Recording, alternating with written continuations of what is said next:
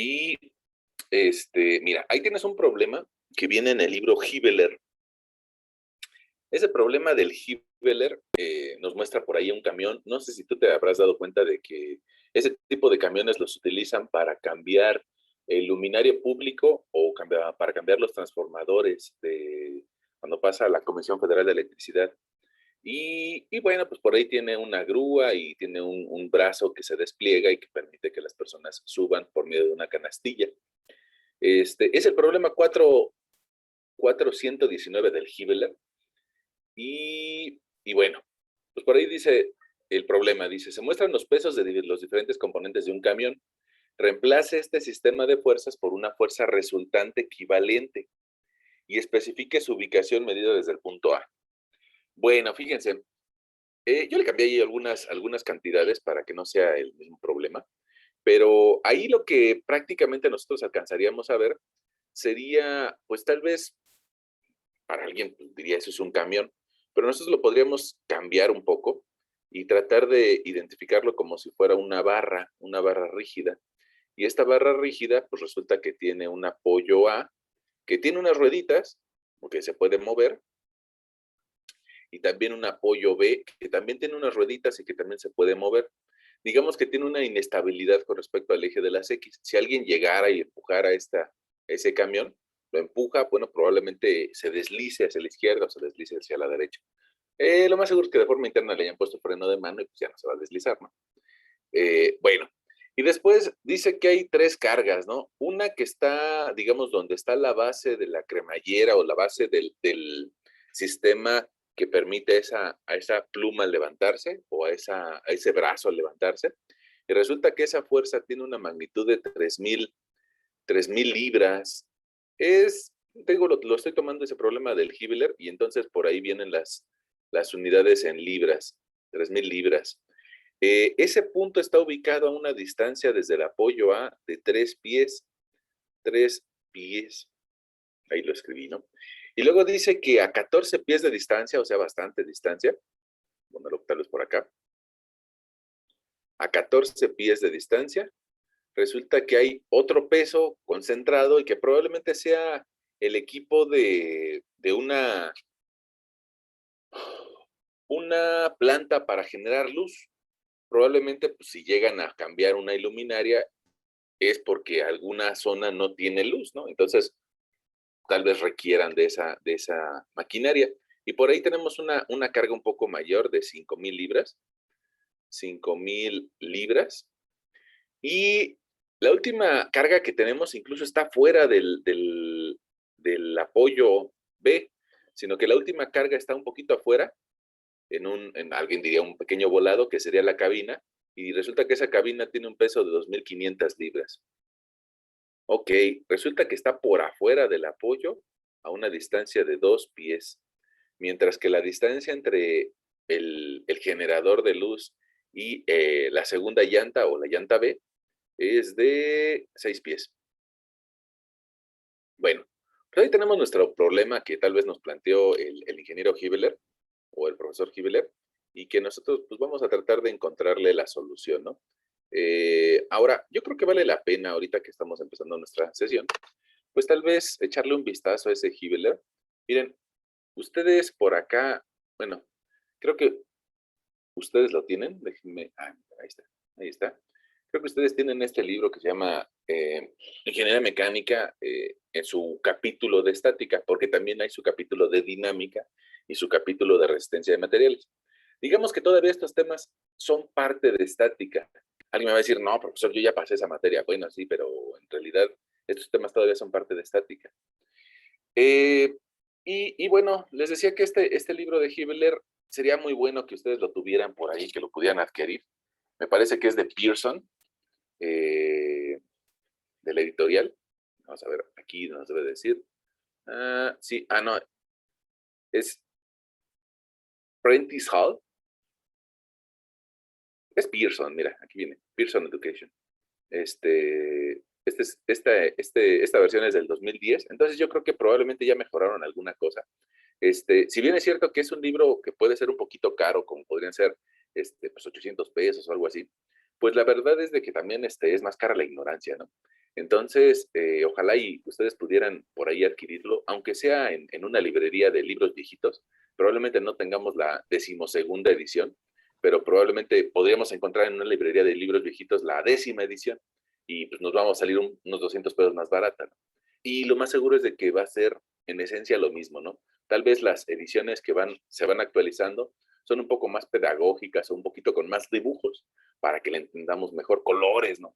Pero en realidad es la misma información, ¿no? Y es un libro que se ha utilizado, pues yo creo que desde los años 70, 80, y que muchas generaciones han pasado con ese tipo de libros.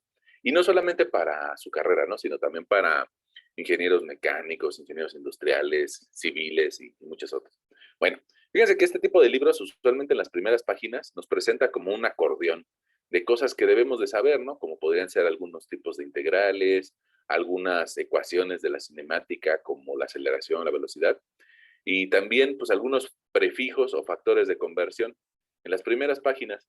También usualmente en las últimas páginas, vamos a ver las últimas, en las últimas páginas nos pone pues valores característicos que se puedan utilizar en problemas tipo, ¿no? Que podría ser, pongamos, el momento de inercia de una esfera o el momento de inercia de una pirámide circular. Pero también algunas otras propiedades que pues, vamos a empezar a utilizar que atienden al tema de centroides y al tema de momentos de inercia. Entonces, usualmente en las portadas de los libros o en la primer página o en la última página, ahí podemos encontrar este tipo de acordeones, ¿no? Por si algo se nos olvidó. Bueno, fíjense que después de esa primera página viene la presentación del libro y probablemente después, miren, dice que se le dedican a ustedes. Dice Hibeler, dice al estudiante, con la esperanza de que este trabajo estimule un interés en la ingeniería mecánica y proporcione una guía aceptable para su comprensión. Aquí dice ingeniería mecánica, pero en realidad la mecánica es parte de varias ciencias, ¿no? De varias ingenierías. Bueno, y resulta que después de darnos un prefacio o un preólogo, nos da el contenido. Seguramente, pues, estos temas tú los viste en tu curso de estática, equilibrio de una partícula, vectores, resultante de un sistema de fuerzas. Y, y mira, tal vez nosotros en la semana pasada hicimos algunos ejercicios que podríamos identificar dentro del tema de fuerzas internas. Mira, ecuaciones y diagramas de fuerza cortante y de momento flexionante, dice por ahí en la 345. Vamos a buscar esa 345 nada más para sacarnos de la duda. Bueno, trae un diferencial con respecto al PDF, 363. Mire, ecuaciones y diagrama de fuerza cortante y momento flector. Entonces, eso de lo que estuvimos nosotros platicando tal vez hace unos días, pues resulta que también lo podemos encontrar aquí en el libro, ¿no? Y mira, los cortes que nosotros hacíamos, pues también vienen en el libro, ¿no? Entonces nada más hace falta pues que nos echemos un clavado y si no le entendemos al profesor, pues el Hibbeler va más allá de un profesor, ¿no? Es un libro que el Hibbeler, el Byron Johnson, son libros que estudian en todas partes del mundo, ¿no? Nuestros ingenieros alemanes, los ingenieros ingleses, los ingenieros estadounidenses, los yucatecos también. Bueno, de todas partes del mundo estudian este tipo de libros. Entonces, pues yo creo que son más explicativos que puede ser tu profesor, ¿no? Bueno, ahí está, digamos, si queríamos ver el tema de vigas, inclusive aquí hay muchos ejercicios, algunos de ellos tienen la respuesta al final del libro. Entonces, hace el mismo procedimiento que nosotros hacíamos, una sección, en esa sección, déjame hacerle zoom, mira, en esa sección hay que agregar una fuerza cortante vertical hacia abajo, una normal hacia afuera y un momento flector. De repente dicen, es que no le entiendo al profesor, bueno, pero hay libros, ¿no? El profesor me cae mal, bueno, pero hay libros. Alguien dirá, híjole, es que en la escuela donde voy, es muy fea. Bueno, sí, pero hay libros. Y los mismos libros que podemos nosotros leer en una escuela, pues los puede leer alguien que está estudiando en el Imperial College de Inglaterra o en el MIT de Boston, de Estados Unidos. Entonces, pues, los libros son universales, ¿no? Y cualquier persona los puede entender. Entonces, ahí está la recomendación sobre el Hibbeler. Échenle un ojito. Y precisamente creo que en la sección 4 viene el problema que quisiera resolver con ustedes el día de hoy. Déjenme ver dónde está la sección 4. Aquí está. Miren, dicen que simplificación, sistema de fuerzas, reducción. Ahora vamos a la página 170.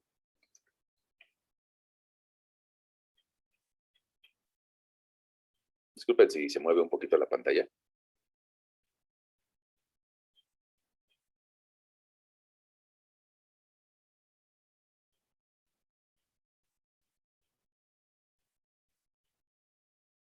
Ah, nuestro problema del día de hoy va orientado a que en algunas ocasiones nos conviene transformar varias fuerzas en una sola.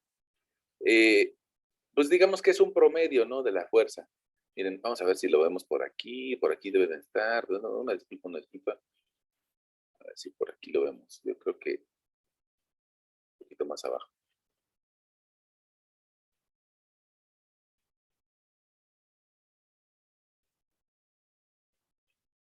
Decía, "Ay, profesor, ya me mareó. Ah,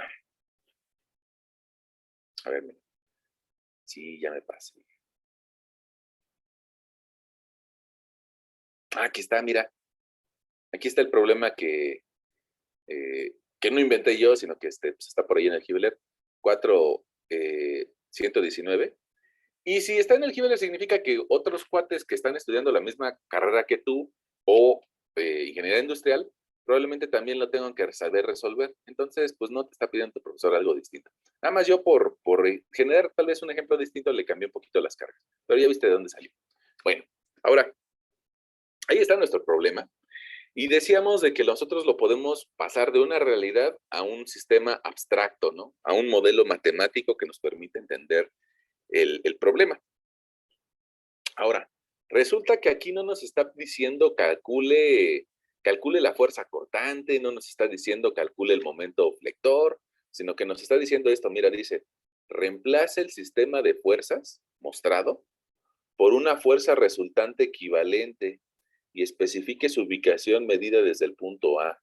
Fíjense, aquí no nos está diciendo encuentre la fuerza cortante, sino nos pide que estas tres fuerzas se la cambiemos por una sola equivalente, una sola que tenga el mismo efecto que esas tres. Entonces, para eso, pues yo creo que lo que nosotros podríamos argumentar es que, pues, la suma de esas tres fuerzas debe de ser lo mismo que la que voy a encontrar. Y podríamos nosotros decir, mira, esta fuerza resultante equivalente, lo voy a poner así, carga equivalente, pues tiene que ser lo mismo que la suma de P1 más P2 más una carga P3. Ahí está. Y bueno, pues evidentemente que si esas tres cargas van hacia abajo, pues también mi carga equivalente también va a ir hacia abajo. En ese sentido, si nosotros sumamos 3,000 libras más 5,000 libras, 3,000 libras más 5,000 libras más 2,500 libras, pues vamos a encontrar una fuerza de 10,500 libras que van hacia abajo. Pero pues eso sería demasiado simple, ¿no? Y alguien diría, pues ya acabé mi problema. Resulta que ya encontré una carga que vale, y alguien todavía puede ser un poquito más ostentoso y decir, a la mitad, 10,500 libras, 10,500 10,500 libras, y las pongo ahí y ya acabé mi problema. Pero precisamente la forma en que nos preguntan dice, especifique su ubicación medida desde el punto A, como que nos dice, híjole, hay que justificar la respuesta. Y entonces, si nosotros dijéramos, pues lo voy a poner a la mitad, pues cuando alguien nos diga, oiga, ¿y por qué a la mitad? No sabríamos por qué responderle, ¿no? Pues porque la mitad es la mitad, ¿no? Bueno, no, eso no es cierto, ¿no? Habría que justificarlo, ¿no? Entonces, nos está preguntando también cuánto vale la distancia medida a partir del punto A en la que está esta carga equivalente. A esa distancia le podemos llamar, ustedes tal vez síganme la idea, vamos a llamarle XC o vamos a llamarle XE de distancia equivalente, ¿sale? Ahora, ¿cómo le podríamos hacer? Básicamente aquí lo que hicimos fue que nos quedamos viendo cómo estaban actuando esas cargas sobre el eje de las Y. Actuamos sobre el sumatorio de fuerzas en Y igual a 0. No sabemos ahorita cuánto valen las reacciones, pero sí encontramos una sumatoria de fuerzas en el sentido vertical. Entonces, si nosotros queremos encontrar la distancia a la que pasa esta carga equivalente, lo voy a poner por aquí, carga equivalente, pues resulta que podríamos hacer uso de la sumatoria de momentos. Eh, Nada más que no la vamos a igualar a cero, sino que vamos a decir, mira, mi problema original, yo tenía una carga 1 multiplicada por una distancia hacia el apoyo A, que le podría bautizar como X1. Carga 1 por X1. Y una distancia hacia la segunda carga, que la podría bautizar como X2. Y entonces fíjate que ese giro que provoca la primera carga es horario, pongo signo positivo. La segunda carga también generaría un giro horario, P2, por una distancia X2. Y la tercera carga, pues también sería más una carga 3 por una distancia X3. Ese va a ser lo que me va a provocar el giro de estas tres cargas. Y quiero que ese valor me va a dar un momento. No sé cuánto valga, simplemente lo voy a escribir aquí como igual a un momento. Momento del camión, ¿no? Un momento. Ahora, quiero que el sistema que tengo abajo escrito de color negro, pues también tenga la misma acción o el mismo momento. Entonces, pues resulta que ese nuevo problema sería una carga equivalente por una distancia X equivalente. Y si quiero que el momento del que producen las tres cargas de arriba, estas tres cargas de arriba, sea exactamente el mismo efecto que genera una sola en el sistema de abajo, pues entonces yo lo podría igualar, esas dos expresiones. Y si las igualamos, vamos a llegar que la carga equivalente por la distancia X equivalente va a ser igual a la carga 1 por una distancia 1, más la carga 2 por una distancia 2, más la carga 3 por una distancia 3. Ahora, esto, fíjate que nuestros primos, los matemáticos, bueno, déjame hacer un despeje antes de eso. Resulta que la X equivalente la podríamos encontrar como carga 1, X1, carga 2, X2, carga 3, X3, todo eso entre la carga equivalente. Y la carga equivalente es carga 1 más carga 2 más carga 3. Esta expresión como que a veces es un poquito latosa de estar escribiendo carga 1, distancia 1, carga 2, distancia 2, carga 3, distancia 3. Entonces nuestros primos los matemáticos lo que hacen es de que esa expresión la escriben como una sumatoria, ¿no? Miren, sumatoria de la carga I por la distancia XI entre la sumatoria de todas las cargas I. Incluso le agregan qué significa I y dicen, bueno, es que I es un contador. I empieza en 1, desde I igual a 1 hasta I igual, en este caso, a 3. Desde I igual a 1 hasta I igual a 3.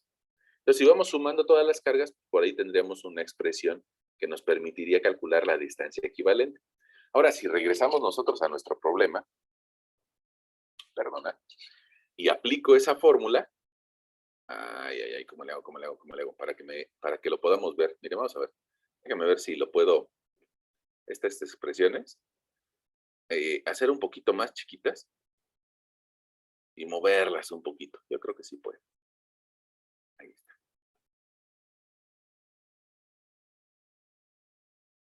Más, esta sumatoria de momentos igual a 0 no la aplicamos.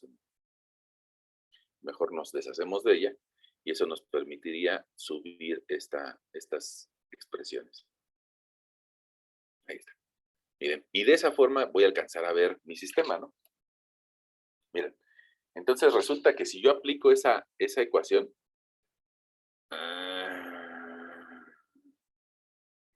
ahí se alcanza. Si yo aplico esa expresión, podría sustituir en esa formulita que acabamos de encontrar y decir, mira, la distancia equivalente la puedo calcular como la carga 1. La carga 1 vale 3,000 libras por una distancia X1 de 3 pies.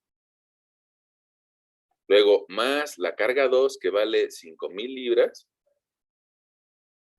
por una distancia 2 que sería 3 más 14, 17 pies. Y más una tercera carga que vale 2,500 libras por una tercera distancia que sería desde el apoyo hasta el extremo. Fíjate que si yo sumo 3 más 14 más 6, me va a dar por 23 pies, ¿no? Ahí tengo cada una de las cargas multiplicada por su respectiva distancia. Y en la parte de abajo voy a sumar las cargas, que sería pues la carga 1 más la carga 2 más la carga 3, y que ya la tenemos sumada por acá, mira. Ya tenemos esa carga equivalente. Esa carga vale 10,500 libras. Ahí está. Entonces, nuestra distancia X equivalente, resulta que pues habría que operarla, ¿no? Si yo multiplico 3,000 por 3, me da 9,000 libras punto pie. Luego le podemos sumar un segundo término que sea 17 por 5,000.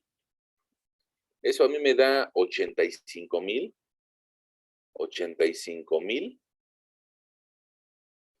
libras punto pie. Y luego un tercer término que es 23 por 2,500. Y eso nos da 57,500 libras punto pie. Como los tres son libras punto pie, pues resulta que la podemos sumar y dividir entre 10,500 libras. Ok, entonces resulta que nuestra distancia equivalente XC tomaría un valor de la suma, ¿no?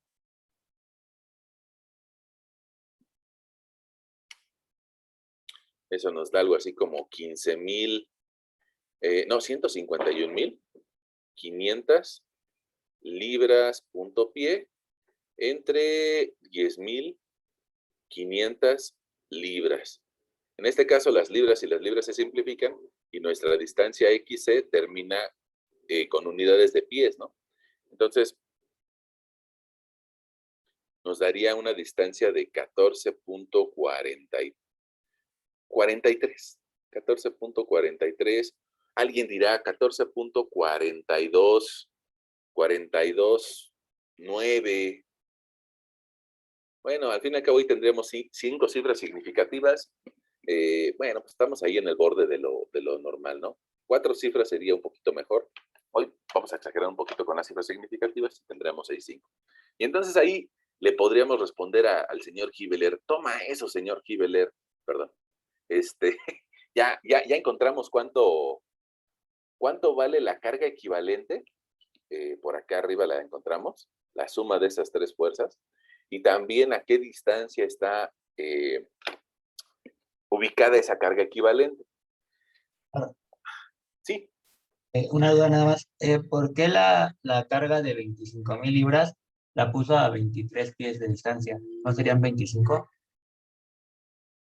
Mira, porque la distancia que hay desde esta llanta A hasta esta llanta B sería la suma de 3 más 14 más 6, y aquí hay 23 pies. Fíjate que esos 2 pies que están afuera del apoyo B están, digamos, volando, ¿no? Están un poquito por afuera del camión. Creo que es lo que nos estás preguntando, ¿no? Ok, sí, como me confundí con la carga, siempre estaba contando los dos. Bueno, Sí, sí, él no sí. contaba. Sí, no te preocupes. A mí también luego me llega a pasar eso, pero mira, así como nos plantean el problema, la llanta está antes de la carga, ¿no? Entonces por eso pusimos aquí 23 pies. Y hay 2 pies que están por afuera de la otra llanta, y ahí es donde está siendo aplicada la última carga, ¿no? Este, mm, ah, creo que lo que nos estás comentando, es de que en la última operación debimos haber escrito 25. Fíjate, Sí. sí tienes razón. Fíjate, desde el apoyo A hasta donde está la última carga, son 25 pies. Entonces, perdón, compañero, déjame corregirlo aquí. Ahí este valor también hay que corregirlo y este valor también hay que corregirlo. No, y al contrario, darle las gracias al compañero. Creo que, creo que eso que yo te estaba explicando de los 23 pies era si quisiéramos encontrar la reacción, que sería la distancia entre los apoyos. Pero no, como lo dice el compañero, aquí debe de ir un 25 pies. Y si multiplicamos 25 por 2,500, pues nos va a cambiar aquí nuestro resultado hasta un 62,500. Yo creo que vale la pena aceptar el error, ¿no? Y decir, no, nos equivocamos aquí eran 25 pies, ok. Y Y ese valor, si se lo sumamos a los otros dos sumandos,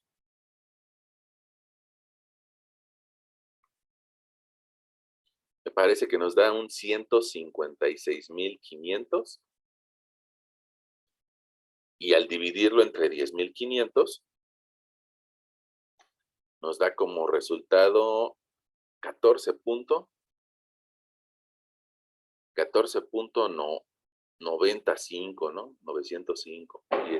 Y ahora sí. Qué bueno que el compañero sí lo alcanzó a ver, ¿no? Es lo bueno de que de que haya 35 personas por acá viendo las operaciones, que alguien sí, alguien sí va a estar atento, y sí, sí se va a dar cuenta de que estaba cometiendo ahí un error, ¿no? Gracias, compañero. Bueno, ahora, esto de encontrar una carga que simbolice a las otras, pues podría tener utilidades, ¿no? Pongamos, nosotros la vez anterior, lo que hicimos fue que teníamos un montón de carga a través de una carga distribuida. Tenemos un montón de carguitas puntuales aplicándose a cada centímetro, a cada metro. Y dijimos, bueno, eso lo podemos cambiar por una carga equivalente al centro. Y ahí sería su aplicación, ¿no? En esa ocasión sí era al centro porque digamos que la distancia que hay de un lado al otro es la misma y la carga es simétrica, ¿no? Lo que hay del lado izquierdo es lo que hay del lado derecho. Entonces, por eso en esa ocasión sí decíamos pues, va a la mitad. Pero en esta ocasión, pues resulta que no podemos decir que va a la mitad porque nos estamos dando cuenta que del lado izquierdo probablemente haya más carga que del lado derecho. Y eso implica que hay que mover ese punto, ¿no? De donde está actuando esa carga. Si nos quedara un poquito de duda, si lo que hicimos está bien o no, bueno, pues habría que tal vez resolver las reacciones de esos dos sistemas. Voy a permitirme copiar, esta expresión de acá arriba, o estos dibujos de arriba, y me los voy a llevar a la siguiente hoja, ¿sale? Control C, vamos a pegar en la siguiente hoja, y aunque no nos lo está pidiendo el Giveler, pues yo lo quisiera pegar acá para poder comparar si ese sistema original se parece en algo al sistema nuevo que encontramos con una X de 14 punto y algo de metros. Voy a copiarla, control C. Voy a pegarla por acá, control V, con su distancia que encontramos.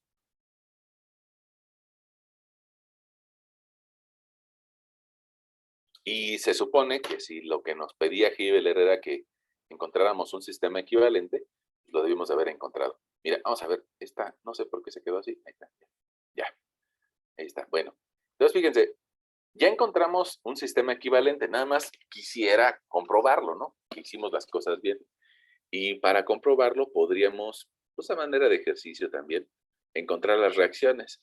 Si nosotros quisiéramos encontrar cuánto vale la fuerza AY y cuánto vale la fuerza BY, pues para eso sí aplicaríamos una sumatoria de momentos en el punto A igual a 0, giro horario positivo, y bueno, pues nos quedaría que si nos apoyamos en este punto A, tendríamos una fuerza de 3,000 libras por una distancia de 3 pies, ¿no? 3 pies. Ok. Luego, la segunda fuerza serían 5,000 libras por una distancia ahora de 3 más 14, serían de 17 pies. Y la última carga vale 2,500 libras y está como nos decía el compañero, está ubicado a una distancia de 25 pies. Y todas esas tres fuerzas que están intentando hacer girar a la viga o girar al camión en un sentido horario, se van a ver contrarrestados con la fuerza BY. Esta va al revés, ¿no? Esa me provocaría un giro negativo, un giro en contra de las manecillas del reloj. BY por una distancia, ahora sí, de 23 metros, de 23 pies, perdón.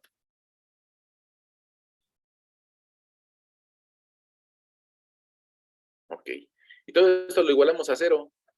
Pues operamos lo que podamos operar. 3 por 3,000 nos va a dar 9,000 libras punto pie, más 17 por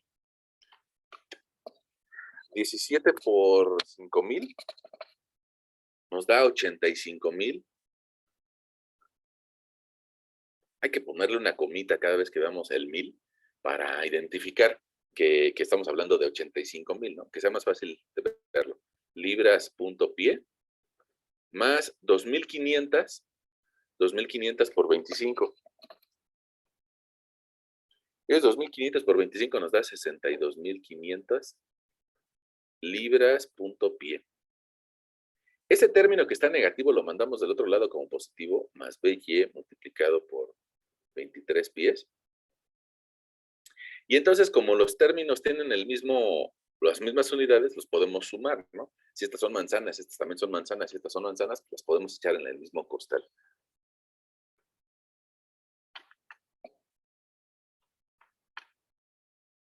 Y eso nos da un 156,500 libras punto pie. Y podríamos dejar solita nuestra BY a la hora de que pasemos el término de 23 pies, dividiendo, ¿no? Ya que estaba multiplicando, lo pasamos dividiendo. Los pies y los pies se nos simplifican y nos quedaría una reacción BY igual a 6,804. Ya tengo 4 cifras significativas, ¿no? Ahí vamos a dejarlo. 6,804 libras. Ahí está nuestra reacción BY.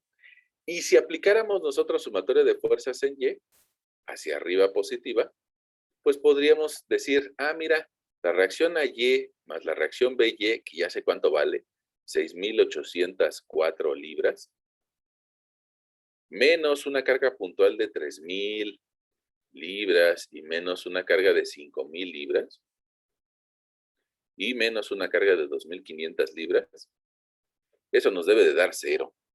Entonces, pues, si operamos esos valores,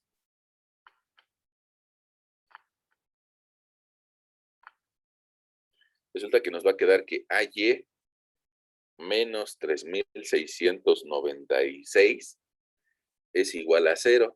De ahí podemos encontrar que AY toma el valor de 3,696 libras. Bueno, ahí está nuestro sistema. Vamos a escribirle por acá. Sistema original, ¿no? El que nos planteó Hibbeler como un camión con 3 cargas. Y ahora, si nosotros resolvemos el sistema que nosotros encontramos, que quisimos que fuera equivalente, pues debería de darnos el mismo resultado, ¿no? Entonces, vamos a poner por aquí una línea y vamos a ver si nos dan las reacciones igualitas. Debería de. Y si no nos dan igualitas, significa que nos equivocamos. Y no significa que se va a acabar el mundo, ¿no? Nada más nos equivocamos, hay que volver a ver dónde nos equivocamos. Lo mismo pasa cuando a veces alguien de nosotros, pues llega a reprobar una materia, ¿no? No se acaba el mundo, nada más hay que volver a poner atención en lo que no pusimos atención ya, ¿no? Bueno, acá, resulta que también tenemos una fuerza A y una fuerza Y. Vamos a identificar esas fuerzas. Una fuerza AY que va hacia arriba y una fuerza BY que va hacia arriba, ¿no? Ahí se escribo BY. Bueno, vamos a tomar otro plumoncito para que se vea la diferencia. En esta ocasión hacemos una sumatoria de momentos con respecto al punto A igual a 0, giro horario positivo, y pues tendríamos nada más una sola fuerza. Esa fuerza sería de 10,500 libras y estaría aplicada a una distancia de 14,905 pies. Y eso me provocaría un giro horario positivo. Y quien se va a oponer va a ser la reacción BY por una distancia. La distancia que había entre A y B era de 23 pies. Por una distancia de 23 pies. Bueno, eso nos tiene que dar 0. Hacemos lo mismo. Mandamos el término BY del lado izquierdo de la igualdad. 23 pies. Igual a la multiplicación de 10,500 por 14,905. Y eso nos da algo así como un 156,500 502.5 libras punto pie.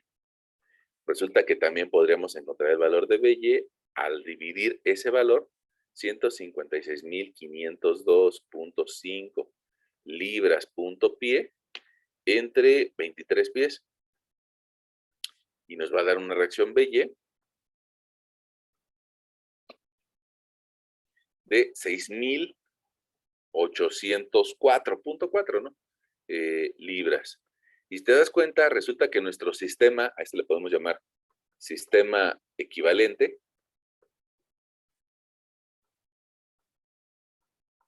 este sistema equivalente resulta que nos vuelve a dar la misma reacción BY. Vamos a ver hacia arriba, déjame abrir, ahí está la pantalla. Nos vuelve a dar el mismo valor que con el sistema pues complejo que tenía 3 cargas, ¿no? Entonces, pues ahí yo creo que ya le hicimos, ¿no? Ya le podemos justificar a nuestro lector que tanto el sistema de arriba, que tiene 3 cargas ubicadas en puntos distintos, es lo mismo que el sistema equivalente, que nada más tiene una sola carga ubicada a una cierta distancia. Esa segunda parte, lo de calcular las reacciones, no me lo pidió Hibbeler, pero yo lo quise hacer como para que entendiéramos que tiene el mismo efecto, ¿no? El simplificar en un solo valor. Un ejemplo paralelo, una analogía podría ser, si yo les preguntara a ustedes, oigan, ¿cuál fue su promedio de la secundaria, no? Cuando ustedes estuvieron en el nivel secundaria, ¿cuál fue su promedio? Y lo más seguro es que cada uno de ustedes me dirá, no, pues 8.8, ¿no? 8.3, o algo así. 9.1, bueno, pues órale. Ese valor promedio, lo que significa, es de que es un solo valor que tiene el valor concentrado de lo que tú sacaste en matemáticas, en español, en historia, en geografía, en biología, en física, en química, y un montón de materias que vemos en la secundaria. Y el valor simplificado de todas esas materias te da un 8.3, por decir un número. Bueno, pues acá estamos haciendo algo similar, ¿no? Tenemos cargas distintas, pero estamos encontrando una sola carga aplicada a una distancia que me da el mismo efecto.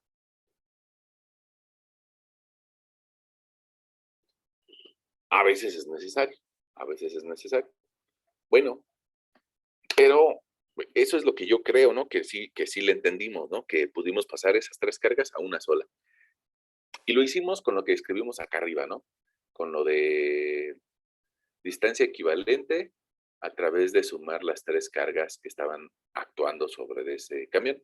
Pero no sé si a lo de acá arriba le entendimos o yo los confundí. Una pregunta. ¿Cómo ven? ¿Sí le entendimos a eso?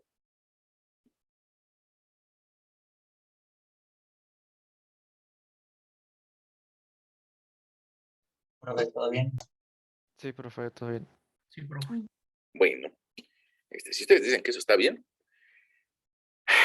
podríamos hacer un ejemplo un poquito más difícil.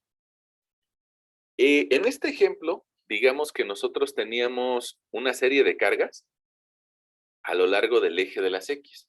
Tenemos por aquí una carga 1, una carga 2 y una carga 3.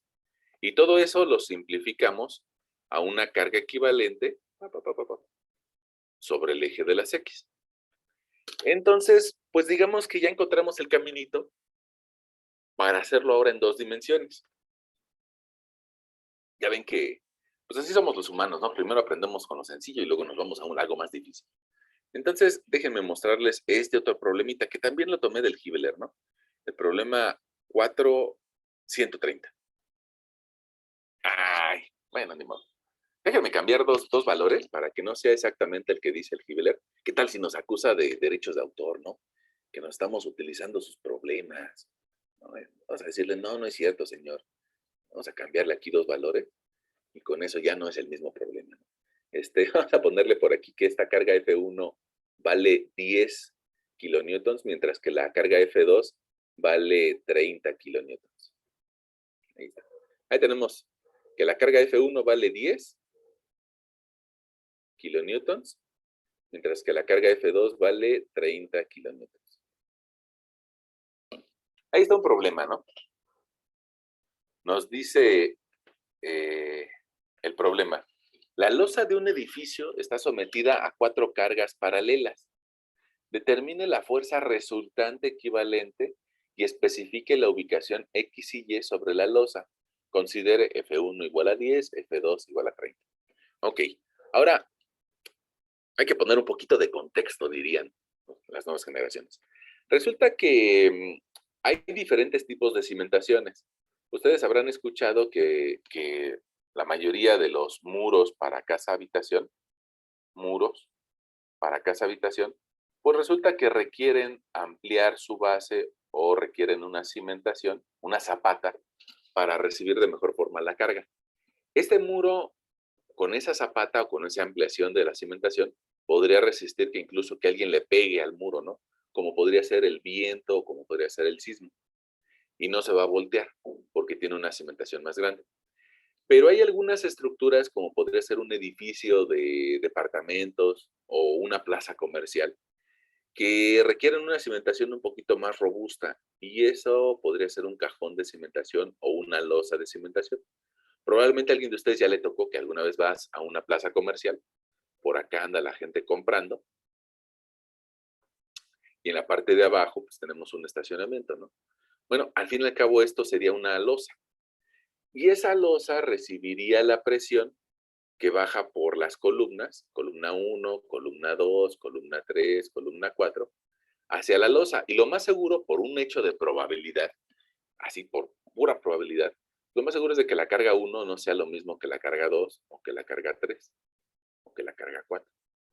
Y eso es lo que tenemos por acá nosotros montado en nuestro problema, ¿no? Que a esa losa está llegando cargas distintas. Y alguien quiere saber, oye, ¿cuál es el centro de esas cargas? ¿Cuál es el centro de esas cargas? Probablemente si aquí tenemos un 10 y un 30 y al otro lado tenemos un 20 y un 50, lo más seguro es de que se va a cargar un poco más hacia las primeras cargas, hacia las que aparecen del lado izquierdo de tu pantalla.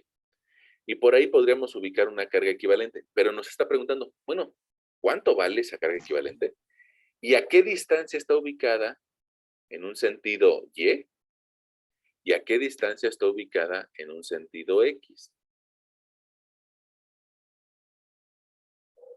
Bueno, para allá va el eje de las X, ¿no? El eje de las X va hacia la parte baja e izquierda de tu pantalla, mientras que el eje de las Y está avanzando hacia la parte derecha y baja de tu pantalla.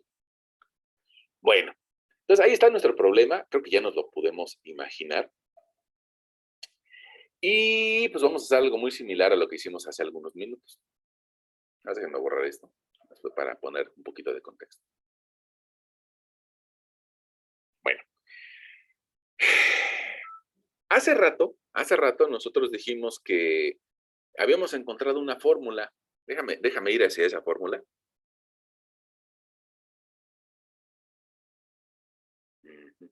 Ya la perdí. Aquí debe de estar. Ahí está. Nosotros encontramos esta formulita y argumentamos de que los matemáticos la escriben así porque es más fácil que escribir carga 1 por distancia 1, más carga 2 por distancia 2, y distancia 3, lo que sea. Bueno, entonces esa formulita, pues si nos sirvió en una dirección, también nos debe de servir en 2 direcciones. ¿Cuál es la esencia de la fórmula? Multiplico cada una de las cargas por su distancia. Carga 2 por distancia 2, carga 3 por distancia 3, y lo divido entre la suma de las cargas. Algo parecido a lo que hacemos cuando calculamos un promedio, ¿no? Hacemos una suma de un valor 1, 2 y 3 y lo dividimos entre la suma de los valores. Así hacemos un promedio, ¿no? O entre el número de valores. No, es algo parecido, pero incluyendo el valor de la carga. Entonces acá, resulta que si yo analizo esta losa en el eje de las X o en el eje de las Y, lo podría volver a escribir, mira, así. Vamos a ver si nos seguimos en la idea. Este mismo esquema, yo lo podría graficar en 2 dimensiones, pero ahora con un eje de las X y ahora con un eje de las Y. Es el mismo esquema, nada más que ahora lo estoy viendo, alguien diría, en planta. Ok. Ahora, si lo veo desde arriba, resulta que la carga 1 está sobre el eje de las Y a una distancia X, no, está sobre el eje de las Y a una elevación Y de, me parece que 11 metros. Entonces voy a ponerlo por aquí. Aquí va a estar mi fuerza 1. Fuerza 1 con una distancia de 11 metros. Ahora, el punto 2, perdón, el punto 2 va a tener una elevación de 3 más 8 más 2 de 13 metros. Entonces, acá, a una altura de 13 metros, voy a tener mi punto 2. Déjenme anotarlo por aquí. Profe, Sí. ¿por qué 11 metros? Mira, estos 11 metros que nos pregunta la compañera, están medidos sobre el eje de las Y, o sea, avanzando hacia la derecha e inferior de tu pantalla, y es la suma de 3 más 8. Ok, ya entendí. ¿Sí? Gracias. Ok. Ahora, fíjate que el siguiente punto, el punto 2, tiene otros 2 metros más. Entonces, si yo sumo estos 3, me darían 13 aquí. Y ahí voy a ubicar al punto F2, a una distancia de 13. Ok. Ahora, pero no está colapsado sobre el eje de las Y, sino que está a una cierta distancia X, que en este caso sería 4 más 6. Estaría a 10 metros. Déjame lo anoto. Ahí, a una distancia de 10 metros y a una altura de 13, ahí estaría mi fuerza 2. Si quieren le ponemos coordenadas, ¿no? Sería 10,13. En cambio, el punto F1 tendría de coordenadas 11,0. No, es cierto, 0,11. 0,11. Ahí está F1 y F2. Ahora voy a tomar otro plumoncito para que no nos hagamos bolas, uno azul. Y con ese plumón azul podemos encontrar a esta que le podemos llamar F3 y a esta que le podemos llamar F4. Fíjate que F3 tiene una distancia en el eje de las X de 3 metros. Vamos a ponerla. Distancia de 3 metros sobre el eje de las X y sobre el eje de las Y. No es cierto, creo que me estoy mintiendo. Mira, sobre el eje de las X, avanzando hacia la dirección X, tiene 4 metros la F3. Vamos a verlo aquí. 4 metros. 4 metros y 3 sobre el eje de las Y. Y ahí, en ese punto, encontraríamos la fuerza 3, tendría de coordenadas 4x, 3y. Y esta F4 está sobre el eje de las X colapsada a una distancia de 10 metros. Entonces, por acá estaría nuestro F4, 10 en X, 0 en Y. No crece en el eje de las Y. Ahora, no sé si estemos de acuerdo, ¿no? Probablemente alguien diga, híjole, yo no estoy de acuerdo en el punto F2 o en el F3. ¿Cómo ven? ¿Estamos de acuerdo en esas ubicaciones en planta?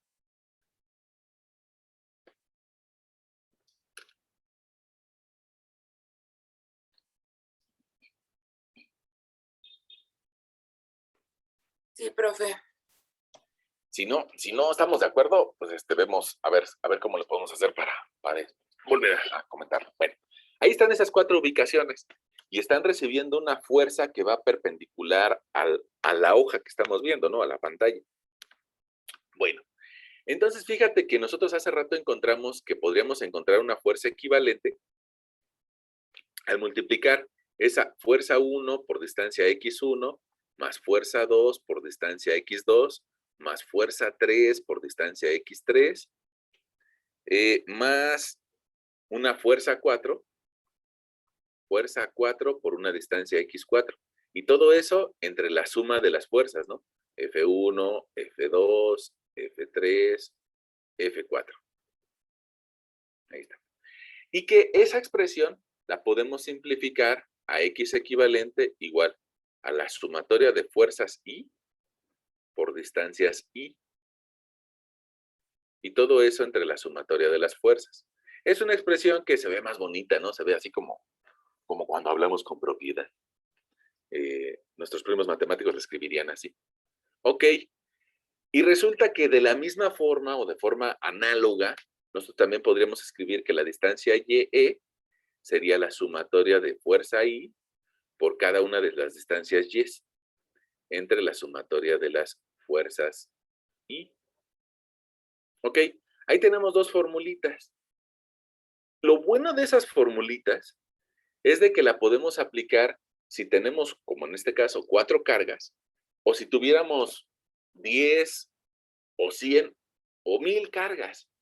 Ahí lo que nos está diciendo es, bueno, si tienes 1000 cargas, pues vas a tener que hacer la sumatoria hasta que llegues al término carga 999 por distancia 999 y carga 1000 por distancia 1000.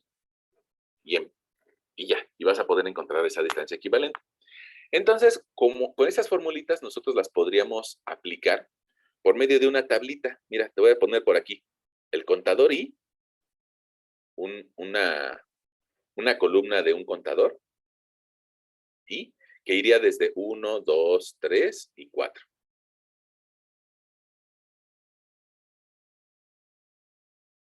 Ahí está nuestro contador I. Luego seguirían, ¿cuánto vale la fuerza I? Ah, pues la fuerza 1 vale 10 kilonewtons. La fuerza 2, voy a ponerle unidades, kilonewtons. La fuerza 2 vale 30 kilonewtons. La fuerza 3 vale 50 kilonewtons. La fuerza 4 vale 20 kilonewtons. Ahí están las fuerzas. Y podríamos también escribir la distancia XI. La distancia X1, aquí lo puedo leer de las coordenadas. La distancia X de la fuerza 1 vale 0. La distancia X de la fuerza 2 vale 10. La distancia X de la fuerza 3 vale 4 y la distancia X de la fuerza 4 vale 10. Y también podría escribir la columna de las Y's. Estas vienen en metros, ¿no? La distancia Y al punto 1 vale 11 metros. La distancia Y al punto 2 vale 13. La distancia Y al punto 3 vale 3 metros de alto. Mira, aquí estos 3 metros que aparecen por acá. En el sentido de las Y's, avanzamos 3 metros para llegar a la carga 3. 3 metros. Y al punto 4 no avanzamos nada sobre el eje de las Y's, es un 0. Y eso significa que nosotros ya podríamos aplicar estas formulitas. Un término que se llame FI por XI y otra columna que se llame FI por YI. Y esas multiplicaciones yo creo que son fáciles, ¿no? Si multiplicamos, pongamos 10 por 0, pues 0. Si multiplicamos 30 por 10, nos va a dar 300.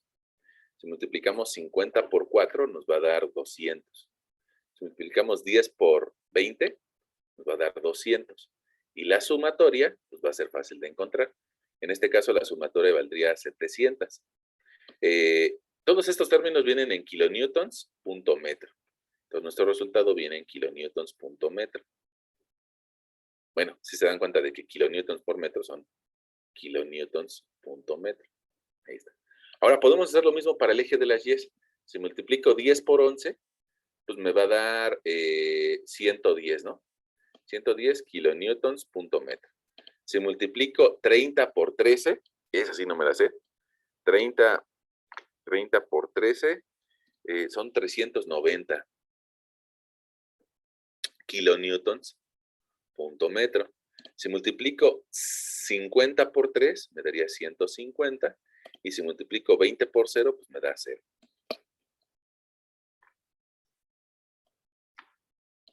Resulta que la suma nos da 650 kilonewtons punto metro. Y con esas sumas y la suma de las fuerzas, podría encontrar la carga equivalente. Si yo sumo 10 más 30 más 50 más 20, nos daría 110, ¿no? 110 kilonewtons. Entonces podríamos decirle a nuestro lector, mira, la distancia X equivalente donde está esta carga rosa, pues la puedes obtener si divides 700 kilonewtons punto metro entre 110 kilonewtons. En esta ocasión los kilonewtons y los kilonewtons se van y nos queda una X equivalente igual a 6.36 metros, ¿no? Voy a mover tantito mi pantalla.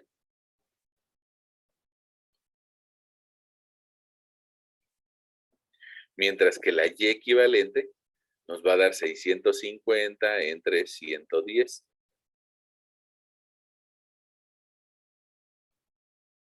Nuestra Y equivalente, ahí me dio de 5.909. Y ahí está, digamos, la distancia a la que estaría actuando esta carga de 110 kilonewtons. Si lo ubicamos con respecto a ese mismo plano que tenemos por ahí, déjame hacerlo un poquito más pequeño.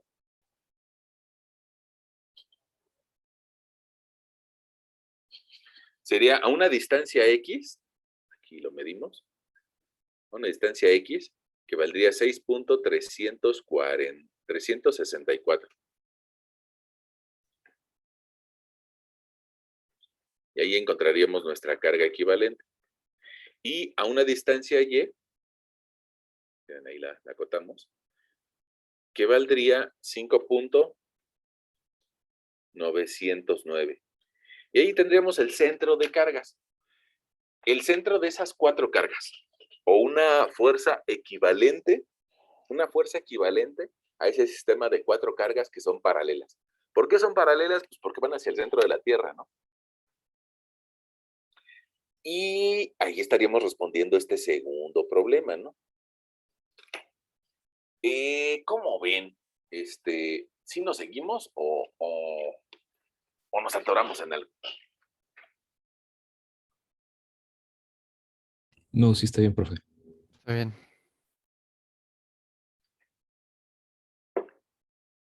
Bueno, ahora, eso de la fuerza equivalente, o esa fuerza equivalente y saber dónde está ubicada, a qué distancia está, pues puede tener varios usos, ¿no? Puede tener varios usos. Alguno de ellos podría ser, bueno, si quisiéramos desplantar todas esas cargas encima de otra cosa, ¿en dónde le ponemos la mano, no? ¿Dónde le ponemos un apoyo para que cargue esas 4 cargas? Como lo hace, pongamos, pues tal vez, un mesero, ¿no? De repente, puede ser que un mesero, traiga en su charola, puede ser que en su charola traiga 3 copas y una botella, ¿no? Y él tiene que saber dónde poner la mano para que no le gane el peso por un lado o por el otro. Evidentemente que el mesero tiene cierta práctica y él ya sabe dónde poner la mano para que no le gane el peso. O puede incluso abrir su mano para que no le gane el peso. Si él se apoyara en uno de los extremos, pues muy fácilmente se le va a cansar más la mano porque va a tener que estar luchando para tratar de nivelar su mesa, su charola. Le convendría más tratar de ponerlo cerca de donde está la carga. Y eso nos permite empezar a platicar de un tema que se llama centroides. Para eso hicimos esos 2 ejercicios previos, para empezar a platicar de eso que se llama centroides. Y ese tema de centroides, algunos de ustedes lo vieron en el nivel medio superior. Algunos de ustedes lo vieron en ese nivel medio superior, porque tal vez en la materia de física, pero algunos otros no. Entonces, pues vamos a asegurarnos de que todos tengamos el mismo conocimiento, y para eso vamos a plantearlo nosotros por acá, ¿no? Y vamos a escribir este concepto de centroide. El centroide es, tal vez suene a una redundancia, pero lo podría escribir por aquí abajito. Sería el centro de área. ¿Qué significa eso de centro de área? Que en algunas ocasiones necesitamos construir cosas que tienen áreas raras. Probablemente, no sé si ustedes habrán visto que en las vialidades, pongamos en vialidades como el periférico o como el circuito interior, en la parte central del periférico, probablemente veamos una estructura, pues algo así más o menos, ¿no? Como un muro, se llama muro deflector. Se llama muro deflector porque la intención de ese muro es de que si alguien probablemente vaya a una velocidad fuerte y llega a descontrolarse con su auto y llegara a perder el carril e impacta contra este muro, bueno, ese muro tiene que tener la capacidad de no moverse, de quedarse en ese sitio y rebotar al carro. Entonces, no importa que venga pues tal vez a 80 kilómetros por hora, le va a pegar al muro y va a salir rebotado. Esa es la intención del muro. Y eso es mucho más sano, el que lo regrese rebotado al carro, a que termine por cambiarse de carril y choque con alguien que viene de frente, ¿no? Probablemente un tráiler que viene de frente. Eso sería más trágico. Es preferible que dañe su carro de lado a chocar con alguien de frente. Incluso ahí mismo en esa imagen te puedo hablar acerca de que las carreteras que usualmente no tienen costo, las que son de ida y vuelta, las que unen, pongamos, la carretera libre México-Cuernavaca, es de ida y vuelta, y no hay algo en medio. Eso las convierte en carreteras más peligrosas, porque cuando alguien quiere rebasar y lo hace mal, termina chocando de frente con otro conductor. En cambio, las autopistas tienen este muro que se llama muro deflector, y ese muro deflector permite que haya menos accidentes o accidentes menos fatales, ¿no? Y le permite a las personas que van en un lado de la autopista o en otro, tal vez tomar una velocidad un poco más fuerte, ¿no? En las autopistas. Entonces, bueno, este muro deflector resulta que probablemente alguien de nuestros antepasados, nuestros primeros ingenieros, probablemente dijeron, oye, ¿y si mejor ponemos nada más pues, un bloque ahí que divida a los dos carriles? Y lo pusieron totalmente recto, ¿no? ¿Qué pasaba con los autos? Pues que le pegaban al muro y lo tumbaban, porque tenía muy poquita base. Y entonces, bueno, tal vez nuestra experiencia acumulada a lo largo de los años es entender que si no queremos que lo tiren, pues tenemos que ampliar la base. Y alguien dirá, pues entonces vamos a poner un monstruote ahí, ¿no? Una basezota, una basezota que llena de concreto. Lo malo es que es muchísimo dinero, ¿no? Entonces, pues encontramos la forma de generar un muro que regrese al auto, pero que no sea tanto dinero. Además, imagínate, si todo fuera un bloque que midiera, por decirte algo, 1 metro de espesor y que fuera de concreto, sería muy pesado, ¿no? Y colocarlo en un sitio sería muy complejo. Necesitarías una supergrúa para colocar ese bloque de 1 metro, por lo que mida de longitud la vialidad. En cambio, un muro deflector, pues resulta que es más fácil de cargar. Inclusive por aquí a veces tienen algunas orejas para poder levantarlos. Bueno, ahora, ¿por qué llegamos a este tema? ¿Por qué estamos hablando de eso? Porque el muro deflector, a diferencia de la pieza recta tenía su centroide a la mitad de la altura y es muy fácil tirarlo al momento de aplicarle una cierta fuerza. Pero en cambio el muro deflector, al ser más ancho en la parte de abajo, manda su centroide abajo. Y entonces, aunque le pegue el auto, no lo va a poder tirar, porque su centroide está abajo. ¿Dónde le va a pegar el auto? Por arriba, pero el centroide está abajo, entonces no te tira. Y eso también, perdón el comentario tan burdo, pero probablemente alguien de ustedes cuando era niño jugaba caballazos. Caballazos, que significa que una persona se colocaba en los hombros de la otra y entre los dos se empujaba, ¿no? Y entonces, ¿quién ganaba? Pues en algunas ocasiones quien tenía mayor peso, pero en otras quien se acomodaba mejor, quien mandaba su centro de gravedad más abajo, y el mandar el centro de gravedad más abajo le daba más estabilidad. Y con el golpe no lo tiraban. Entonces nosotros también aprendimos de centros de gravedad desde que éramos niños, ¿no? Nada más que a veces no lo teníamos claro y no decíamos, es el centro de gravedad. Pero entre más abajo esté este centro de gravedad, es más difícil que tiren a ese muro deflector. Lo mismo pasa, pongamos, a las personas que les gusta tal vez actualmente ver un partido de fútbol americano. La NFL ya empieza en un par de días. A mí sí me gusta. Y ustedes verán que por ahí las personas cuando están jugando fútbol americano, pues se agachan y se agachan para mandar su centro de gravedad más cercano al piso y ser más difíciles de tirar. Lo mismo pasa, alguien diga, no, ese deporte es de gente bárbara, ¿no? Lo mismo pasa, pongamos a quien juega básquetbol. Alguien que juega básquetbol y está botando su balón, su coach le diría, entre más abajo tengas tu ombligo, tu centro de gravedad, más difícil va a ser que te quiten el balón. Entonces los seres humanos también tenemos centros de gravedad, nada más que los seres humanos es un poquito distinto, te lo digo aquí aunque sea a una escala distinta. Pongamos los hombres, se supone que tienen mucha espalda, se supone, ¿no? Porque tal vez alguien dirá que eso es parte de un estereotipo viejo. Los hombres, sobre todo los que les gusta hacer pesas, tienen mucha espalda.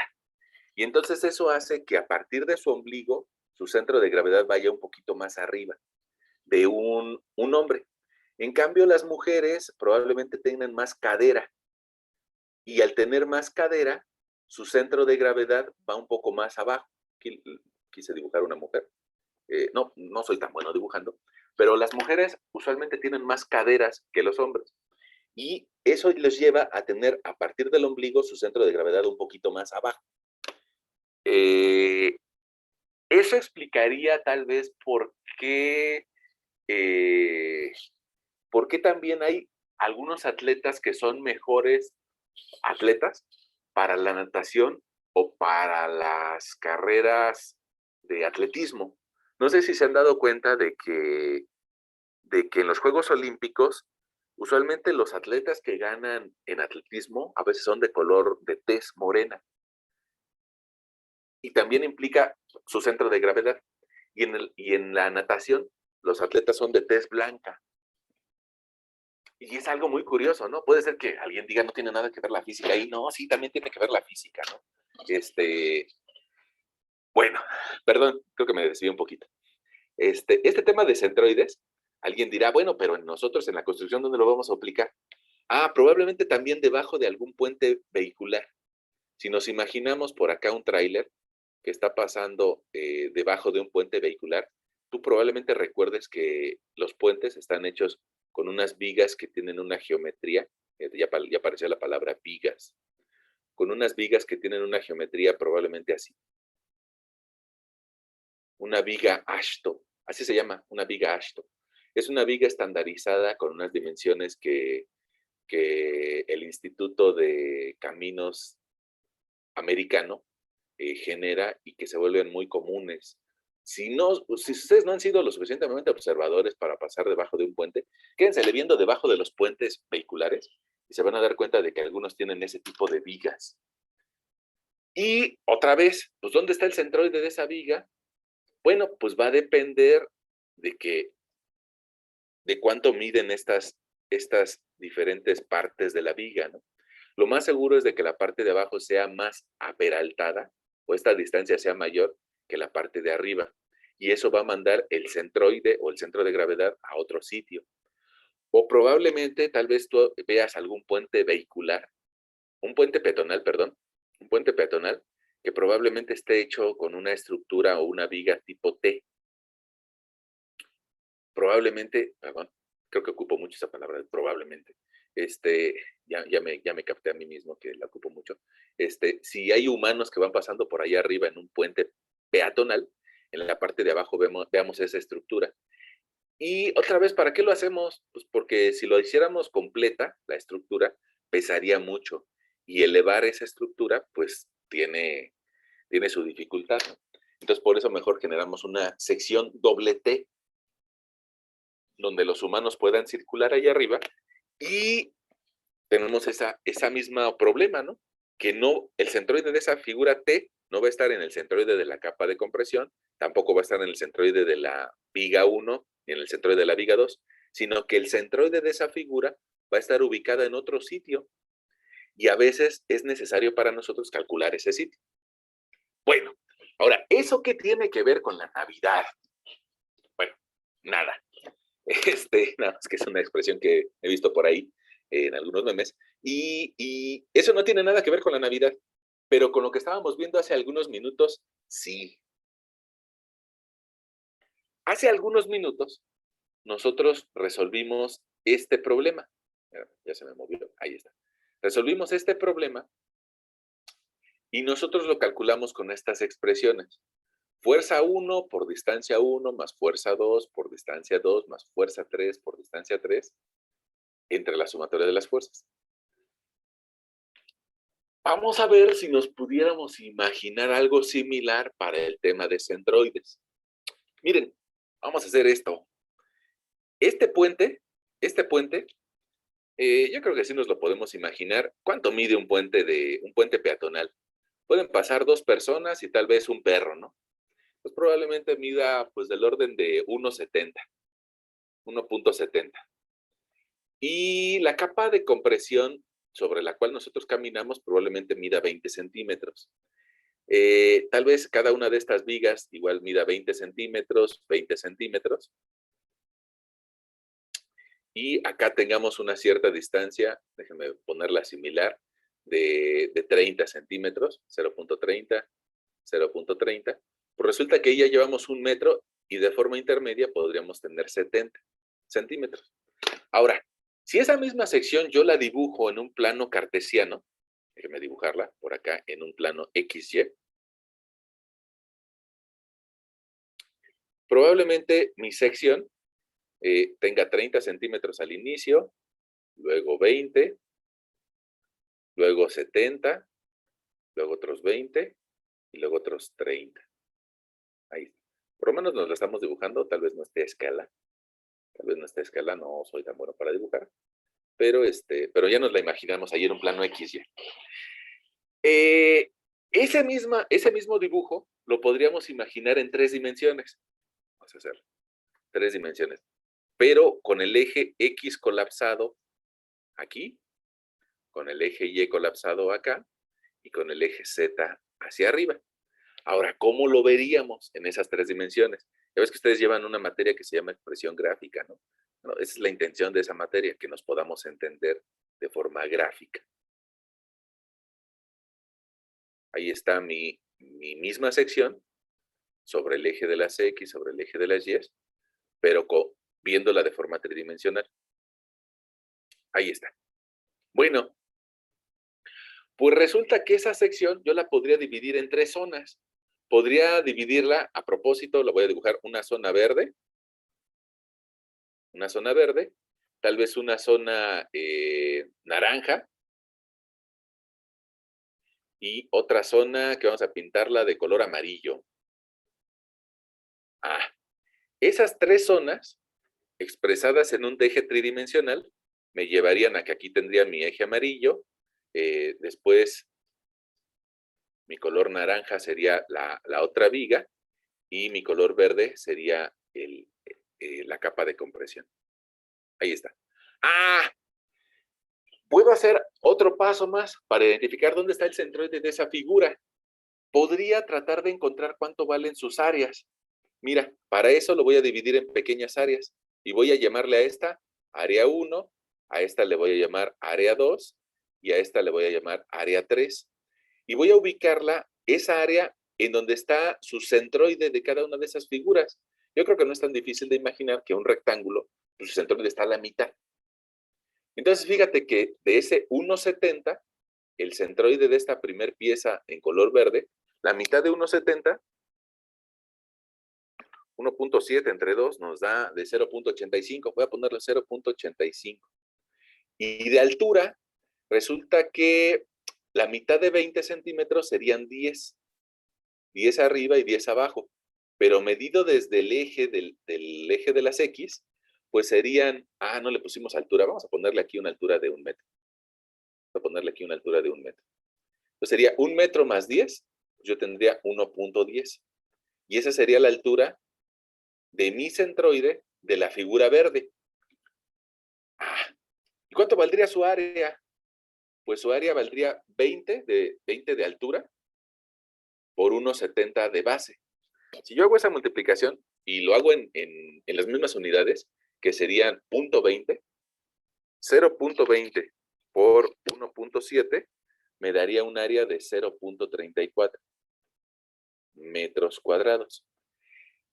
Si lo hago lo mismo para el área 2, la base mide 20 por una altura de 1 metro, sería de 0.20 metros cuadrados, y el área 3 también sería de 0.20 metros cuadrados. Ahora, miren, ese mismo sistema lo puedo ejemplificar como lo hicimos hace rato con cargas puntualizadas.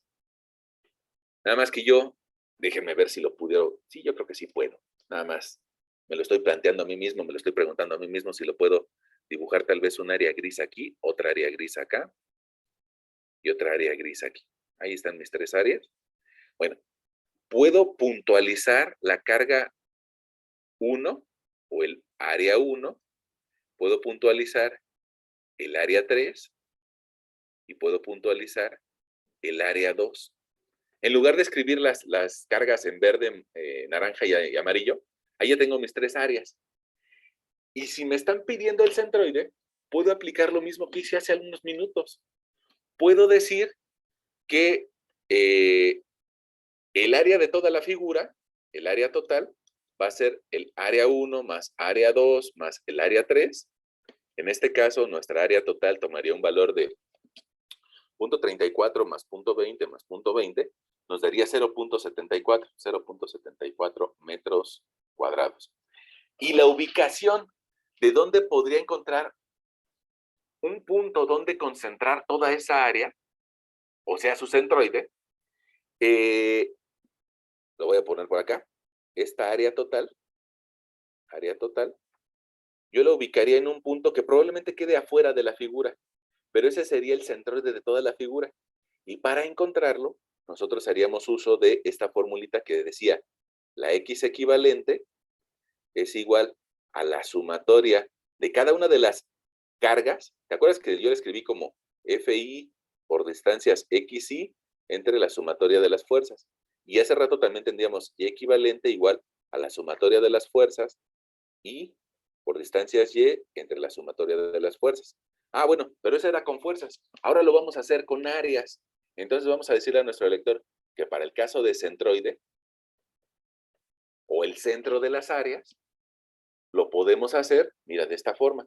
Lo podemos hacer como X centroidal igual a la sumatoria del área 1, la sumatoria del área 1 por la distancia X1 más el área 2 por la distancia X2 más el área 3 por la distancia X3, área N, XN, entre la sumatoria de las áreas. Dicho de otra forma, nosotros podríamos escribir una formulita que dijera X centroidal va a ser igual a la suma de cada una de las áreas por su distancia respectiva entre la sumatoria de las áreas.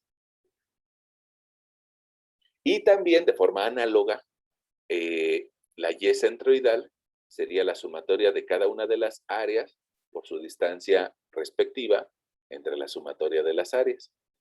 Nada más que ahora no se llaman X equivalente y equivalente, sino que se llaman X centroidal y Y centroidal. Y con eso podríamos identificar la distancia Y y la distancia X a la que está la concentración de las áreas. Vamos a hacerlo para nuestro ejemplo. Fíjense que en nuestro ejemplo quedamos que esto medía de alto 1 metro. 1 metro, que la capa de compresión medía 20 centímetros y que primero teníamos una distancia de 0.30, luego teníamos 0.70 de área intermedia, luego otro 0.30 y cada una de estas bases medía 0.20. Ahí está. El total era de 1.70. Ahí está mi total. Bueno, pues resulta que podríamos hacer, como lo hicimos hace rato, una tablita. Y en esa tablita podríamos incluir figura. Podríamos incluir la 1, que fuera la de arriba, es decir, un rectángulo acostado. La figura 2 es un rectángulo vertical y la figura 3 es un rectángulo vertical. ¿Cuánto vale el área de cada una de ellas? Ah, mira, la figura 1 vale 0.34. Podemos decirle a nuestro lector que el área va a estar en metros al cuadrado. Déjenme borrar eso, se ve medio feo. Dice, alguien se va a reír y va a decir, todo su apunte está feo. Ah, bueno, perdón. Metros al cuadrado, ahí está. La segunda área vale 0.20 y la tercera área vale 0.20, están en metros al cuadrado. Ahora, después de las áreas, podríamos incluir las distancias X. ¿A qué distancia X está el centroide de la figura 1? Pues está a 0.85. ¿A qué distancia X está el centroide de la figura 2? Pues está a 30 más la mitad de 0.20 sería a 0.40. Y el centroide de la figura 3, mira, 30 más 70, 1 metro, más 20, 1.20, más 10 centímetros, 1.30. Esas distancias X, perdón, estas distancias X están expresadas en metros, ¿no? Y las distancias Y también van a estar expresadas en metros. La figura alta tiene una altura de 1.10, mientras que las dos figuras chaparritas, si tienen una altura de 1 metro, la mitad vale 0.5 y 0.5. Ahora, si nosotros queremos aplicar esta formulita, pues nos está haciendo falta un par de columnas que incluyan la multiplicación de la área por la XY y la área por la distancia Y. La multiplicación, si multiplico metros por metros cuadrados, me va a quedar en metros cúbicos. Ahí está. Y ahora, pues hay que operarla, ¿no? La parte más difícil ya la pasamos. Multiplicar es lo de menos, ¿no? Si yo multiplico 0.34 por 0.85, ahí me da 0.289. Si yo multiplico 0.34 por 1.1, me da 0.374. Si multiplico 0.2 por 0.4, ahí me da 0.080. Mientras que si multiplico 0.2 por 0.5, me da 0.100. Ese 0.2 por 1.30 nos da 0.260. Y si multiplico 0.2 por 0.5, nos da 0.100. Y ahora podemos sacar nuestra sumatoria. Mover esta para allá arriba. Nuestra sumatoria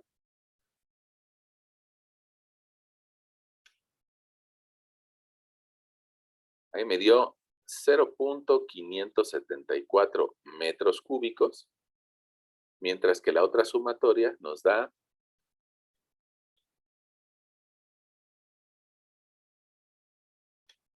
0.629 metros cúbicos. La sumatoria de las áreas nos daría 0.74 metros cuadrados, ¿no? Ahora, aplicamos nuestras fórmulas. Pues al aplicar las fórmulas, llegaríamos a que la distancia X centroidal sería la suma de área por X, 0.629 entre 0.74. Metros cúbicos entre metros cuadrados nos daría una X centroidal.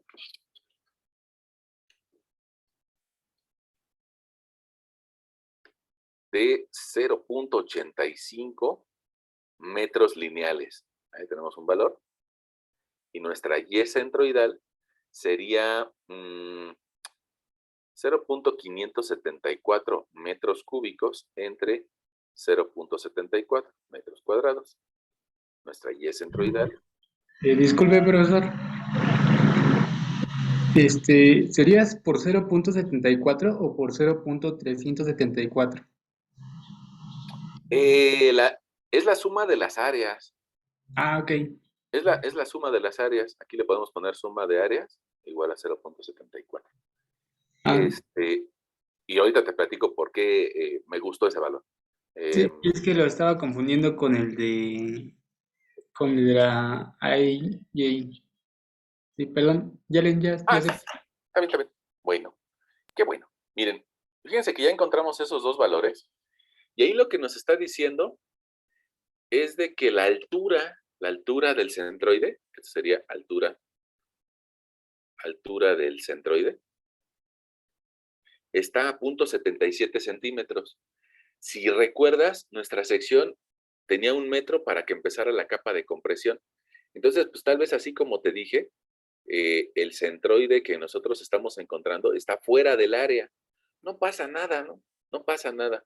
Ese centroide, te lo voy a anotar por aquí, y es centroidal, tiene un valor de 0.77 metros, 0.77. No pasa nada, está bien. Y la distancia X centroidal nos dio de 0.85. Ahora, esto tiene mucha lógica, porque pues es una sección simétrica, ¿no? Entonces es lógico que quede exactamente a la mitad, porque lo que tengo del lado izquierdo es lo mismo que tengo del lado derecho. Perdón si tal vez esto último me fui un poquito rápido, pero pues yo entiendo que algunos de ustedes tienen clase a las 2:30 y ya son las 2:28, ¿no? Entonces por eso me fui un poquito rápido al final, pero pues de todas formas nos dio la oportunidad de acabar nuestro problema. Y sobre todo, lo más importante, ¿no? Puede ser que estos números en 5 minutos se nos van a olvidar. En 5 minutos se nos van a olvidar. Pero a mí lo que me interesaba era de que ustedes vieran que a partir de un razonamiento de multiplicar o de hacer uso de un momento, porque al fin y al cabo aquí yo tengo un área por una distancia, área por distancia, área por distancia, podría ser un momento de áreas. Y a partir del concepto de momentos podemos encontrar una fórmula. Y esa fórmula nos va a ayudar a calcular muchos centroides. Ese concepto de momento lo planteamos tal vez nosotros en nuestro primer problema. Mira, está arriba. En nuestro primer problema. Mira, aquí lo dijimos. Probablemente ya me vas a decir, eso pasó hace 1 hora, profesor, ya se me olvidó. Bueno, nosotros dijimos, el efecto que tienen estas 3 cargas sobre el camión debe de ser lo mismo que una carga puntualizada a una cierta distancia. Y por eso establecimos una ecuación de momentos y otra ecuación de momentos. Dijimos, si es lo mismo, la podemos igualar. Y a partir de esta igualación encontramos una fórmula. Esta fórmula es prácticamente lo mismo que la fórmula que tenemos hasta el final de nuestro problema del día de hoy. Ahí lo están a punto de ver, ahí está. Ya lo están viendo, creo. Miren, es la misma fórmula, es el mismo orden de pensamiento. El momento de áreas debe de ser lo mismo que si tengo las áreas aisladas, es decir, las 3 áreas, que si toda el área la puedo concentrar en un solo punto. Y a ese concepto le llamamos centroide o centro de área. Tiene aplicaciones que vamos a ir viendo en nuestras siguientes sesiones. Y las fórmulas, pues alguien dirá, pues me la tengo que aprender la fórmula. No, más bien razónala. Más bien razónala. La suma de cada una de las áreas pequeñas por su propia distancia entre la sumatoria de las áreas. Y eso te va a dar el centroide. Y pues bueno, eso nos va a servir para nuestra siguiente sesión. De todas formas, aunque estamos sobre los minutos, si tienen alguna duda, ahorita lo aclaramos.